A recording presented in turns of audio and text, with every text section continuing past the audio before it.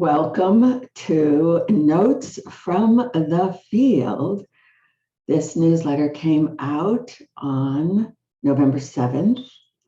I'm recording it today, Tuesday the 9th for you. And thank you for all your lovely comments about this new way of reading my newsletter.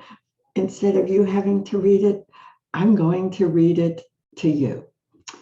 So here is this story, the newsletter, called Do You Really Know What Happened in 2021? The Year of the Body, week 45, in which we ask ourselves, what really happened in 2021? Do you know? You think you know? Friends, soul writers, mystics, and lovers of prayer, do you know what happened in 2021? You walked through almost 11 months of this 5-year. What has it all meant to you? Before you attempt to answer that question, consider that 2021 is a 5-year. 5 is the number of change, divine change. So something happened, something changed. But if you don't take the time to stop and look back, it is so easy to miss it. And then you wake up on the other side of the solstice, the other side of the new year, in the midst of the early months, January, February, March of a new year, and you find that you feel a bit lost. That's what looking back is. That's why looking back is always the first step in the Lotus and the Lily, our annual gathering to explore, integrate, and honor the year coming to an end. So we're ready to welcome and create the year coming with hearts filled with love and joy. I typically start writing these notes from the field in deep soul writing, but I often get the seed idea in the dark before I wake. This morning, Saturday, November 6th, as I rested in that delicious liminal space between sleeping and waking that I call morning theta, I received a reminder to offer tools, lots and lots of tools, to help people start looking back. Because we cannot go forward until we gather the stories, the gifts, and the mysteries of what has already happened. But the sad thing is we rarely actually know what happened. Why? Because we don't take the time to slow down and notice. Sure, you can probably easily name a few important dates, anniversaries, birthdays, perhaps, landmark events like weddings and deaths.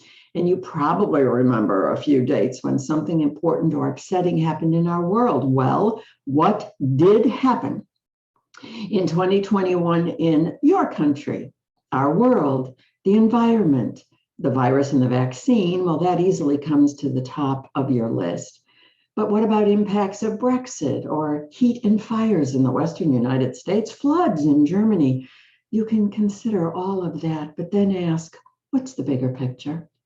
What was the core theme, the umbrella meaning for you in your 2021? It's not for me to tell you what 2021 meant. Those days of turning to some teacher or a leader or guru to tell you what is true for you are over. That is, thank goddess, one of the fading faces of patriarchy. No one can tell you your truth because it isn't your truth until you find it and embrace it and integrate it. Then, when it's integrated into your body, you know that you know what is true for you. And you can then build a life centered around what you know is true. That's a life you can love and a life you can.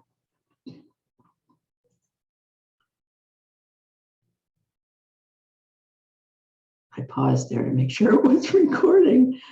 And it was, but I suddenly had a panic of, oh, I don't think this is being recorded, but it is. I could just keep going, right? I'm reading my newsletter, I'm having a grand old time, and then find out later, well, Janet, you didn't record it. Once you know your truth, you can and you will begin to speak your truth. And it's truth that will heal our suffering world. It's truth and only truth that will carry us through patriarchy's frightening death throes. So in this Notes from the Field, I'd like to offer a few of the many, many tools I use to look back. And how perfect that we're having this conversation on November 7th. That's the day I sent out this Notes from the Field, because this date and this week both add up to a 9, right? November 7th is a 1 plus a 1 for November, and 7, that's a 9. It's week 45, that's a 9. We've got a pattern here. Well, 9 is completion, integration, right? It's the last of the 9 numbers. It's a perfect week to start the process of looking back. So how do you begin? Well, there is no end to the ways. I'll suggest a few of my favorites, but there are so many that I'm recording a special masterclass as a bonus video in Lotus and Lily on looking back. But here are a few that I use to get the process started of looking back. Number 1, calendars. Now, my primary calendar is not the solar calendar. I have one, but that is not my primary calendar. I use that one to track the dates of my intensives. I'll mark a big anniversary, like November 11th is this year the 21st anniversary of my soul vows. But day in and day out, this is my daily calendar. The moon is my calendar. Each morning, as I sit down for my soul writing, I pick up this moon calendar and I ask myself, okay, what happened yesterday? What really happened? And I can't really get my hands around that until that day is over. And then I'll jot down a few words, maybe draw a tiny picture, something very small to just kind of capture the 1 or 2 or 3 ideas or experiences that happened. Now, I might not see that it's really all that important at the time, but if it's worthy of notice, I acknowledge, and I put it on my calendar. Then, at the end of an entire lunar cycle, this is the one I'm in right now, November and December, and you can see that I've filled in little bits and pieces of what's been happening. At the end, right now, you see that that's blank, but I'll show you the cycle before. I will sit and simply look and review and notice everything that happened, circle a few things that seem important, and then in deep soul writing, I ask myself, what was the October-November cycle really, really all about? And capture at the bottom, oh, this is what happened for me. This is what is true for me in October and November of 2021. So I have an entire year of these summations. This is my primary look back tool. So I write the meaning or message of that lunar cycle at the bottom of the page. And then come November, the period we're in right now, I can look back at 11 of these cycles, and invariably a picture of the entire year will begin to surface. As with the meaning of an individual cycle, the overall story is totally organic, and it is always a surprise. Here it is, November, today is the 9th. Do I really know the whole story of 2021? No, I don't. And I'm not trying to preordain it. I am simply showing up, turning the pages, and allowing the moon calendar to tell me my own story. I do the same thing with the solar calendar. All right, what happened in January, February? And I jot those down. It's a much less thrilling process, but I do jot it down. I can see that in January, I did not lead any kind of prayer intensive. The big one, oh boy, was it a big one. Take Back the Magic, Take Back the Dead started on February 2nd. The lunar cycle stories really lead the way here, but I do look at the solar calendar as well. And there's always some threads that are important in that solar calendar. My soul writing journals. This is where I show up every single day. Moon calendar, deep soul writing. As a daily deep soul writer, I have 5 or 6 of these journals for any given year, and they are filled with all the daily conversations I had with my beloved sacred self. Right now, her name is my mother, Our Lady, the Queen. If something stands out on my lunar calendar and I want to remember it more deeply, well, it's just so easy to open to that date in my daily deep soul writing. The calendar holds the highlights, the journals, they hold the story. Another tool is astrology.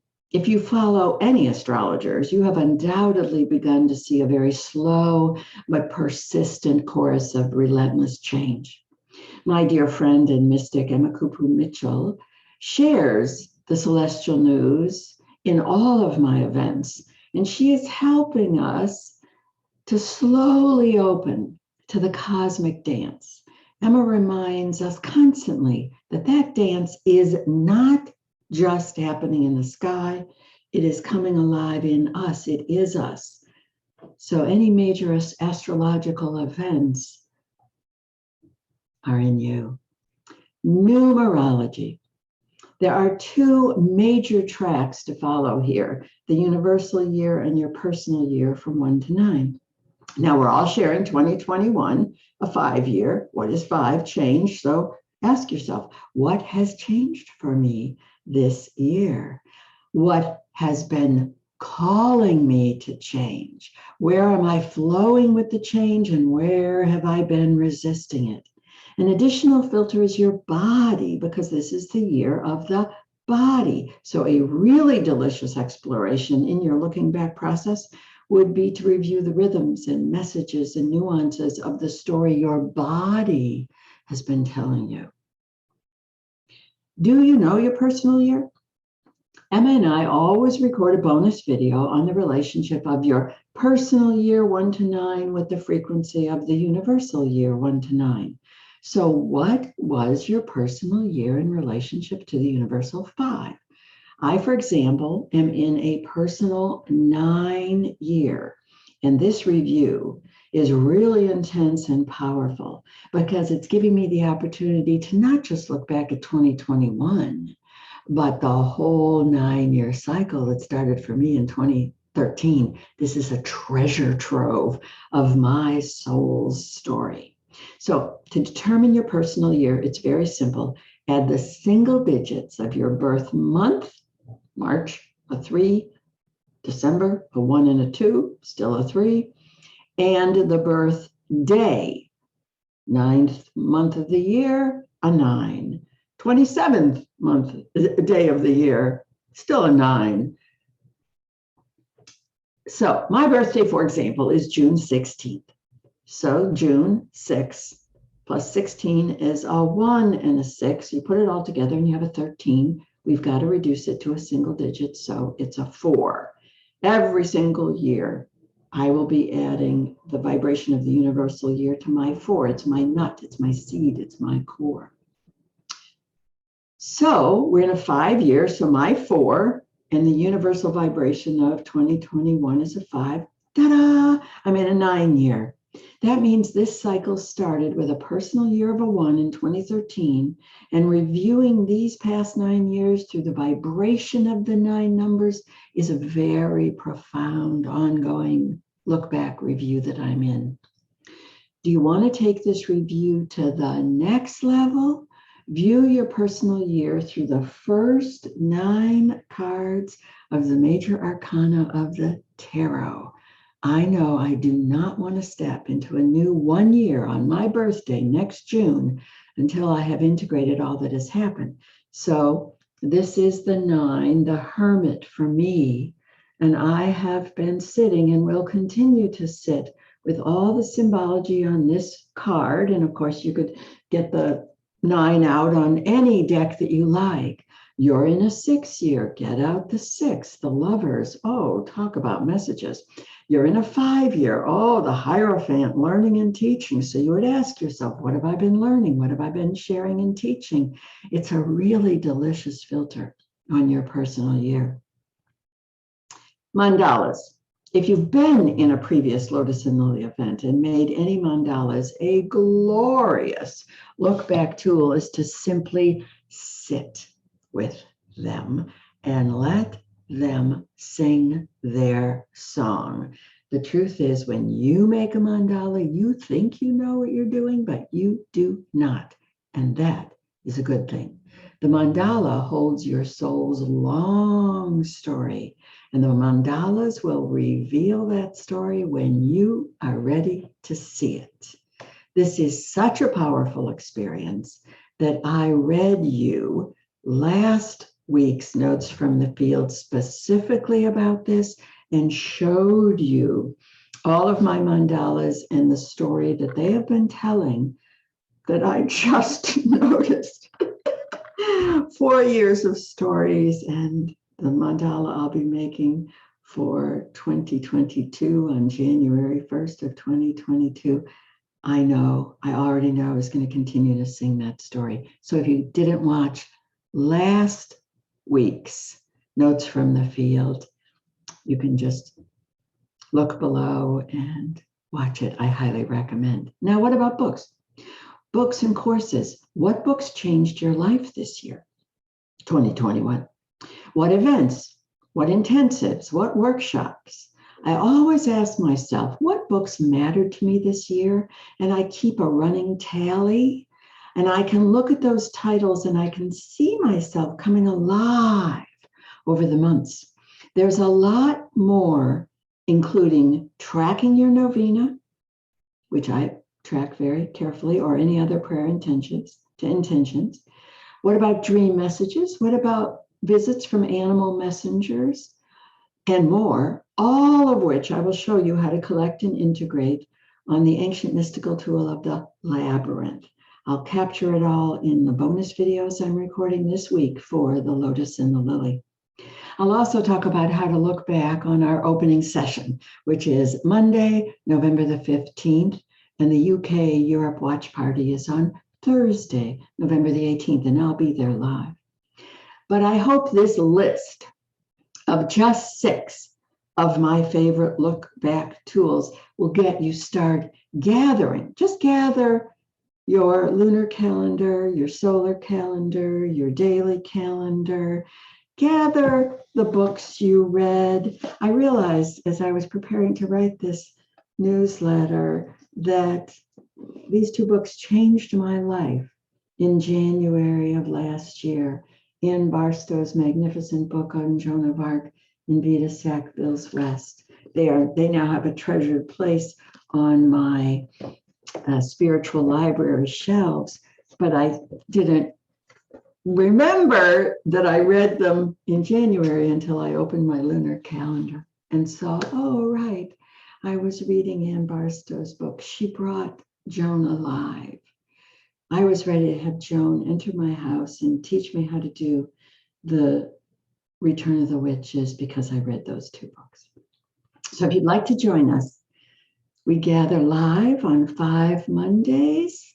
The UK Watch Party is on Thursdays. The special events, Hana Ikapono and the Mandala Blessing, are all on Saturday or Sunday at 2 o'clock Eastern so that our friends in Europe can easily join us.